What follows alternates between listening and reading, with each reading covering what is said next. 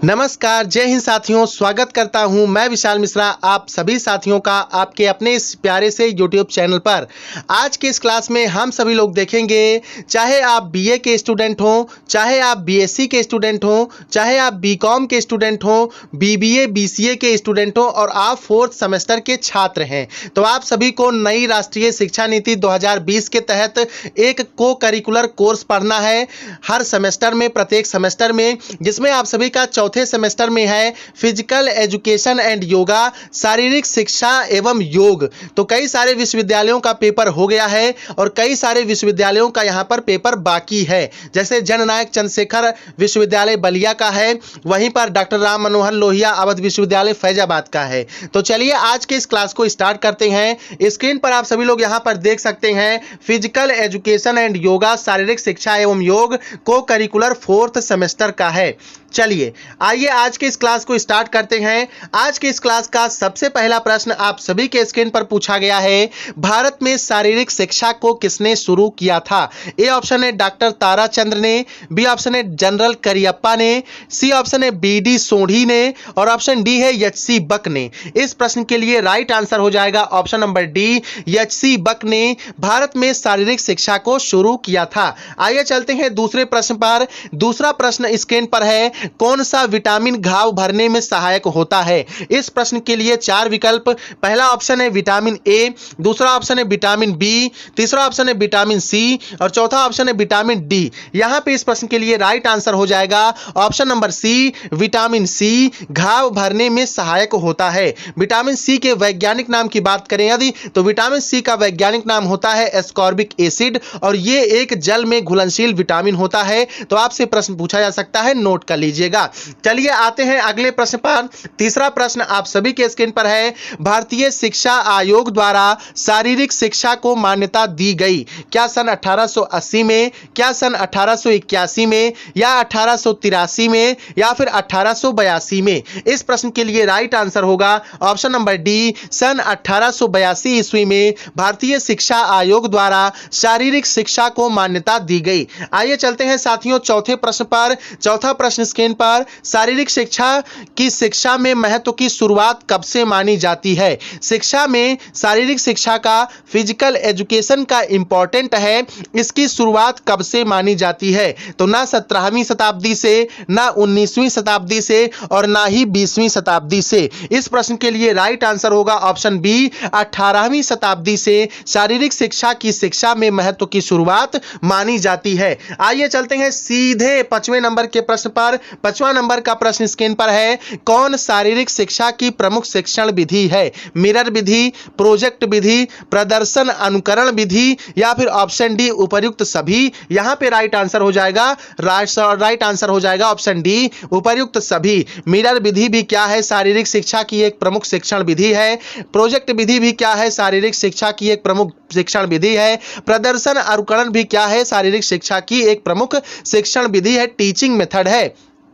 चलिए आते हैं 6वें प्रश्न पर। 6वां प्रश्न स्क्रीन पर, खिलाड़ियों को नमक अधिक क्यों लेना चाहिए? जो हमारे प्लेयर्स हैं उनको अधिक साल्ट का सेवन क्यों करना चाहिए? नमक शक्ति का एक स्रोत है, बिल्कुल गलत बात है भाई। पसीना चलने की वजह से या निकलने की वजह से शरीर में नमक की मात्रा कम हो जाती है। आपके बॉडी में जब पसीना चलता है, निकलता है, उछल करके सामने जब आता है पसीना, तो आपको पता होगा कि आपका जो स्वेट होता है, पसीना होता है, वो बेसिक होता है, खारा होता है। तो नमक की भी अच्छी खासी मात्रा बॉडी से निकल जाती है, जिससे सोडियम आदि तत्वों की कमी हो जाती है। इस वजह से खिलाड़ियों को नमक अधिक लेना चाहिए। इसलिए विकल्प बी आप सभी के लिए यहां पर राइट आंसर हो जाएगा।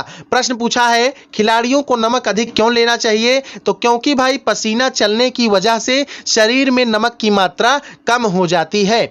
चलिए ले चलते हैं अगले प्रश्न पर। 7 नंबर का प्रश्न स्क्रीन पर है, भारत में खुले प्रथम शारीरिक शिक्षा महाविद्यालय विश्वविद्यालय का क्या नाम है? ए ऑप्शन है Lakshmibai college of physical education Gwalior, B option है YMCA college of physical education Madras, C option है government college of physical education Patiala, D option है लखनऊ क्रिश्चियन कॉलेज लखनऊ। तो साथियों इस प्रश्न का उत्तर हम लोग पिछले वीडियोस में ले चुके हैं, दे चुके हैं। तो देखते हैं कौन से छात्र हमारे प्रीवियस वीडियोस को ध्यान से देखे हैं। तो जो छात्र ध्यान से देखे होंगे इस प्रश्न का उत्तर कमेंट सेक्शन में जरूर बताएंगे और मैं सभी सभी के कमेंट्स को चेक करूंगा, तो इसलिए यहां पर मैं इस प्रश्न को छोड़ रहा हूं आप सभी के लिए। लेकिन हाँ, आप लोग ज्यादा से ज्यादा कमेंट करिएगा जिससे एग्जाम होने से पहले इस प्रश्न को बता दिया जाए, क्योंकि इस प्रश्न के आने के चांसेस बहुत ज्यादा हैं। ठीक है भाई, चलिए आते हैं अगले प्रश्न पर। 8वां प्रश्न आप सभी के स्क्रीन पर है और यहां पे पूछा गया है आप सभी से, शारीरिक शिक्षा क्या है, फिजिकल एजुकेशन क्या है। तो शारीरिक विकास कह सकते हैं, या शारीरिक प्रशिक्षण कहेंगे, या फिर शारीरिक निष्पादन कहेंगे, या फिर इनमें से कोई नहीं। तो जब भी हम बात करते हैं शारीरिक शिक्षा की, फिजिकल एजुकेशन की, जब बात करते हैं तो उसका अर्थ निकल करके सामने आता है शारीरिक विकास। शारीरिक शिक्षा देने का एकमात्र अर्थ है कि आपका सर्वांगीण विकास हो, शरीर का सर्वांगीण विकास हो। ऑप्शन यहां पर ए आप सभी के लिए इस प्रश्न का राइट आंसर हो जाएगा। चलिए ले चलते हैं आपको 9 नंबर के प्रश्न पे। आप सभी लोगों ने कभी टीवी चैनल्स पे न्यूज को देखा होगा या फिर रेडियो स्टेशन पे आप लोग सुने होंगे समाचार, तो वहां बोलते हैं आइए सीधे आपको दिल्ली लिए चलते हैं, टीवी में बोलते हैं आइए सीधे आपको हम नोएडा लिए चलते हैं सीमा हैदर के पास, है ना भाई, आजकल ट्रेंड में चल रहा है। तो चलिए 9 नंबर का क्वेश्चन, एक प्रशिक्षित व्यक्ति में आप क्या देख सकते हैं, एक ट्रेंड व्यक्ति में आप क्या देख सकते हैं। उच्च नब्ज दर देख सकते हैं, धीमा स्वास्थ्य लाभ देख सकते हैं, धीमी थकावट देख सकते हैं, धीमी चाल देख सकते हैं। तो मान लीजिए कोई लड़का है वो 10 साल से क्रिकेट खेल रहा है और कोई लड़का है वो अभी आज ही स्टार्ट किया है और दोनों को टेस्ट मैच खेलना है। तो जो लड़का 10 साल से टेस्ट मैच खेला है वो धीमे थकेगा, मतलब थकावट होगी लेकिन बहुत कम उसको एहसास होगा। लेकिन जो बच्चा अभी आज ही खेलना स्टार्ट किया है वो तो बाप रे बाप थक जाएगा और आएगा खा पी के तुरंत उसको नींद लग जाएगी, है ना। तो उम्मीद करते हैं प्रश्न आप लोग समझ गए होंगे। तो इसी प्रकार से जो ट्रेंड व्यक्ति होते हैं, ट्रेनी जो होते हैं या ट्रेनर जो होते हैं, ट्रेनी नहीं ट्रेनर जो होते हैं, तो ट्रेनर लोग में भाई देखने को मिलता है कि बहुत जल्दी नहीं थकते हैं ये, इनमें धीमी थकावट देखने को मिलती है। ऑप्शन सी इस प्रश्न के लिए राइट आंसर होगा। चलिए 10 नंबर का प्रश्न स्क्रीन पर, मानव शरीर की सबसे लंबी हड्डी कौन सी है। तो उरु अस्थि जिसको फीमर कहते हो आप लोग, पग डंडी को जिसको ह्यूमरस कहते हैं, अंतर जर्थिका जिसको टिबिया कहते हैं, बाहिर जर्थिका जिसको फिबुला कहते हैं। तो ना आपकी फिबुला लंबी हड्डी है, ना आपकी अंतर जर्थिका टिबिया लंबी हड्डी है, ना आपका ह्यूमरस लंबी हड्डी है। तो लंबी हड्डी कौन सी है, ये फीमरवा आपकी लंबी हड्डी है और यही सबसे मजबूत हड्डी भी मानी जाती है मानव शरीर की। तो 2 प्रश्न आप लोग लिखिएगा। चलिए ले चलते हैं 11 नंबर के प्रश्न पर। 11 नंबर का प्रश्न स्क्रीन पर, शारीरिक शिक्षा में व्यक्तित्व का क्या संबंध है, पर्सनालिटी का क्या संबंध है भाई। तो बगैर व्यक्तित्व के लक्ष्य को प्राप्त करना असंभव है, या फिर व्यक्तित्व शारीरिक विकास का, शारीरिक शिक्षा का एक हिस्सा है, या फिर व्यक्तित्व शारीरिक शिक्षा के लिए बहुत आवश्यक है। आप बहुत ज़्यादा जो है पर्सनालिटी आपकी बहुत अच्छी हो तभी आप शारीरिक शिक्षा प्राप्त कर सकते हैं, या फिर व्यक्तित्व की मांग शारीरिक शिक्षा में होती है। तो प्रश्न संख्या 11 की जब हम बात करते हैं तो व्यक्तित्व शारीरिक शिक्षा का एक हिस्सा है। ऑप्शन यहां पर बी आप सभी के लिए राइट आंसर हो जाएगा। प्रश्न संख्या 12 स्क्रीन पर, महत्वपूर्ण प्रश्न, प्रशिक्षण अवधि में हमारे शरीर में कौन सा अम्ल बढ़ जाता है। जब हम ट्रेनिंग ले रहे होते हैं, या सिंपल समझिए जब हम जिम में वर्कआउट कर रहे होते हैं, तब हमारे जो है भाई बाइसेप्स ट्राइसेप्स में दर्द होने लगता है। तो दर्द का कारण क्या है, कौन सा अम्ल इकट्ठा होने लगता है। तो एटीपी एडिनोसिन ट्राइफास्फेट, या फिर लैक्टिक अम्ल, या फिर एडीपी एडिनोसिन डाइफास्फेट, या फिर न्यूक्लिक अम्ल। तो प्रशिक्षण अवधि में हमारे शरीर में कौन सा अम्ल बढ़ जाता है, लैक्टिक एसिड बढ़ जाता है, जिसकी वजह से हम थका थका महसूस होते हैं, थके थके पता चलता है हमें।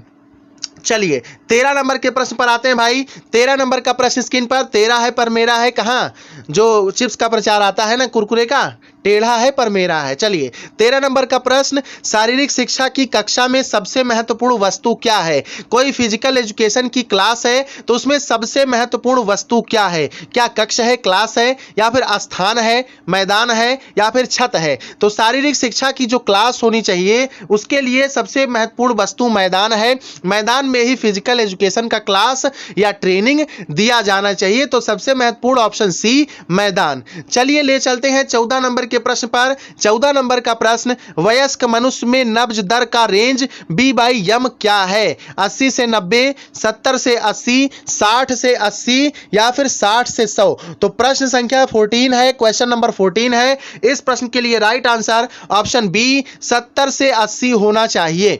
चलिए ले चलते हैं अगले प्रश्नों की तरफ। अगला प्रश्न 15 नंबर का प्रश्न, खेलों में संवेग के प्रशिक्षण के लिए श्रेष्ठ विधि क्या है? संवेग के प्रशिक्षण के लिए श्रेष्ठ विधि बताना है। विरोध, रिप्रेशन, अनुप्रेषण, रिडायरेक्शन, या फिर प्रावरोध, इनहिबिशन, या फिर ऊर्ध्वपातन, सब्लिमेशन। तो यहाँ पे ऑप्शन ए है विरोध, गलत हो जाएगा।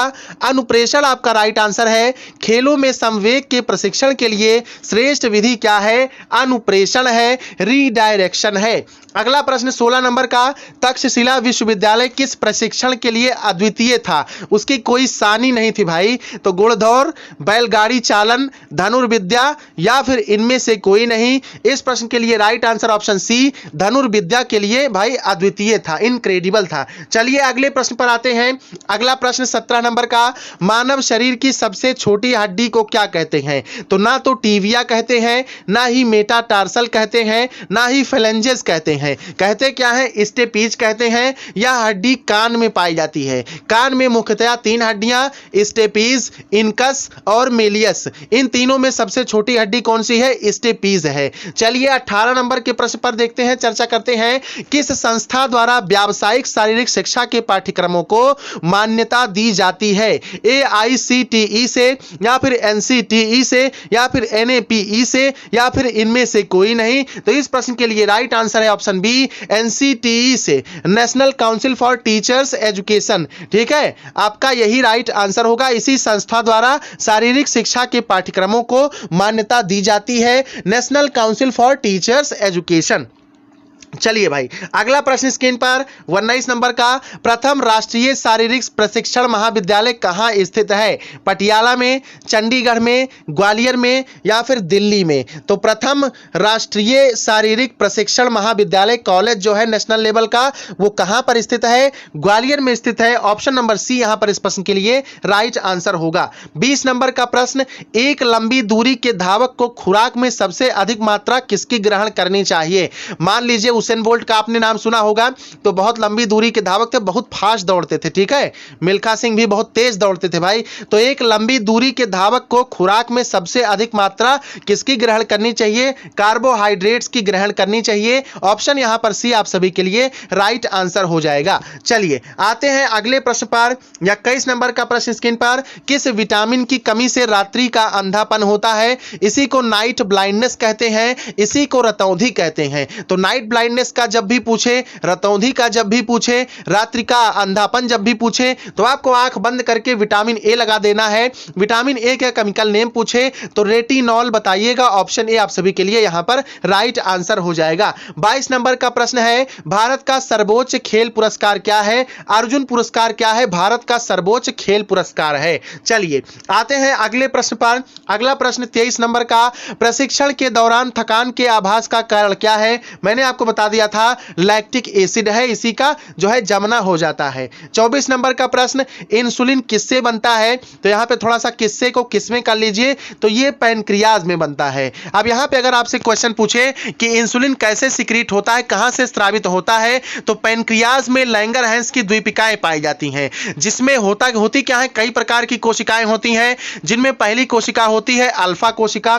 पहली कोशिका होती है अल्फा कोशिका, इससे ग्लूकागॉन हार्मोन का सिक्रीशन होता है। दूसरी कोशिका होती है बीटा कोशिका, इससे इंसुलिन का सिक्रीशन होता है। तीसरी कोशिका होती है डेल्टा कोशिका, इससे सोमैटोस्टेटिन नामक हार्मोन रिलीज होता है। तीसरी प्रकार की कोशिकाएं होती हैं पीपी सेल्स कहते हैं, या फिर इसी को D2F सेल्स कहते हैं। यहां से क्या सिक्रीट होती है, तो पैनक्रियाटिक पॉलीपेप्टाइड सिक्रीट होते हैं। चलिए भाई ले चलते हैं अगले प्रश्न पर। अगला प्रश्न, भारतीय खेल प्राधिकरण की स्थापना कब हुई? 1982, 1983, 1984 या 1985? बात करेंगे भारतीय खेल प्राधिकरण की, इसकी स्थापना सन 1984 में हुई थी, इसीलिए इस प्रश्न के लिए ऑप्शन सी राइट हो जाएगा। चलिए भाई 26 नंबर का प्रश्न, भारत में खेल प्रतिभा खोज छात्रवृत्ति की शुरुआत किस सन में हुई? 70 से 71 में, 72 से 73 में, 74 से 75 में, या फिर 76 से 77 में? ऑप्शन ए राइट हो जाएगा। 1970 से 71 के बीच में खेल प्रतिभा खोज छात्रवृत्ति की शुरुआत की गई थी भारतवर्ष में। चलिए भाई अगले प्रश्न पर चलते हैं। शारीरिक शिक्षा एवं योग का क्लास चल रहा है। आप लोग देख रहे हैं भाई, लाइक नहीं कर रहे हैं, जल्दी से कर दीजिए, ठीक है। और नए हैं तो सब्सक्राइब भी कर दीजिए। जब आप 5th सेमेस्टर में जाएंगे, है ना, तो analytic ability and digital awareness का जो को करिकुलर कोर्स है उसकी भी क्लासेज होंगी। तो 27 नंबर का प्रश्न, मनुष्य के शरीर की सबसे मजबूत हड्डी का क्या नाम है? तो मैंने आपको बता दिया था कि फीमर, ठीक है। ऑप्शन बी यहां पर आपका राइट आंसर हो जाएगा। अगला प्रश्न स्क्रीन पर, कोशिका का ऊर्जा घर किसको कहते हैं? तो कोशिका का ऊर्जा घर माइटोकॉन्ड्रिया को कहते हैं। या क्वेश्चन ऐसे पूछे, कोशिका का बिजली घर किसे कहते हैं? तो माइटोकॉन्ड्रिया को कहते हैं, ठीक है। Protein factory of the cell पूछे तो protein factory of the cell क्या बताना है? आर बता दीजिएगा, राइबोसोम बता दीजिएगा, ठीक है। 2 प्रकार के होते हैं, 70S और 80S राइबोसोम होते हैं। चलिए ले चलते हैं अगले प्रश्न पर। 29 नंबर का प्रश्न, भारत का राष्ट्रीय खेल क्या है? ठीक है। आज अगर आप भाई साहब गांवों में उतर जाएंगे तो बहुत ज्यादा क्या 99% लोग जो है क्रिकेट ज्यादा दीवाने होते हैं क्रिकेट के। हॉकी बहुत कम ही लोग खेलते हैं, और जो बहुत कम खेला जा रहा है वही आपका नेशनल गेम है, हॉकी, ठीक है। भारत का राष्ट्रीय खेल क्या है? हॉकी है। जबकि आप सर्च कर लीजिएगा क्रिकेट का तो इंग्लैंड आप पाएंगे, और बास्केटबॉल और तैराकी आप लोग कमेंट सेक्शन में जरूर बताइएगा, क्योंकि कुछ आपको भी भाई करना है, ठीक है। चलिए 30 नंबर का प्रश्न, किसी खिलाड़ी के जोड़ों में या संपूर्ण शरीर में दर्द हो रहा है तो कौन सा उपचार अच्छा होगा? सोना बाथ अच्छा होगा, स्टीम बाथ अच्छा होगा, सन बाथ अच्छा होगा, या फिर कंट्रास्ट बाथ अच्छा होगा? इसके लिए ऑप्शन सी सन बाथ अच्छा होगा। यदि किसी खिलाड़ी के जोड़ों में, ज्वाइंट्स में या फिर पूरे शरीर में दर्द हो रहा है तो सन बाथ उपचार अच्छा है। चलिए ले चलते हैं अगले प्रश्न पर। 31 नंबर का प्रश्न, खेल प्रशिक्षण का उद्देश्य क्या होता है? शारीरिक दक्षता, बिल्कुल ठीक बात है भाई। यांत्रिक कौशल, बिल्कुल ठीक बात है भाई। युक्ति कौशल, बिल्कुल सही बात है। इसलिए प्रश्न संख्या 31 के लिए क्या राइट आंसर होगा? ऑप्शन नंबर डी, उपर्युक्त सभी। प्रश्न संख्या 32 देखिए, शारीरिक शिक्षा शिक्षण के किस साधन द्वारा कल्पना शक्ति का विकास होता है? ब्लैक बोर्ड के द्वारा, मॉडल के द्वारा, डायग्राम के द्वारा, या फिर टेप रिकॉर्डर के द्वारा? तो ना ब्लैक बोर्ड द्वारा, ना ही मॉडल द्वारा, ना ही टेप रिकॉर्डर द्वारा। यहां पे राइट आंसर क्या हो जाएगा? डायग्राम के द्वारा कल्पना शक्ति का जो है विकास होता है। चलिए भाई ले चलते हैं आगे के प्रश्नों पर। अगला प्रश्न है 33 नंबर का, स्वस्थ मनुष्य के हृदय की औसत गति प्रति मिनट क्या होती है?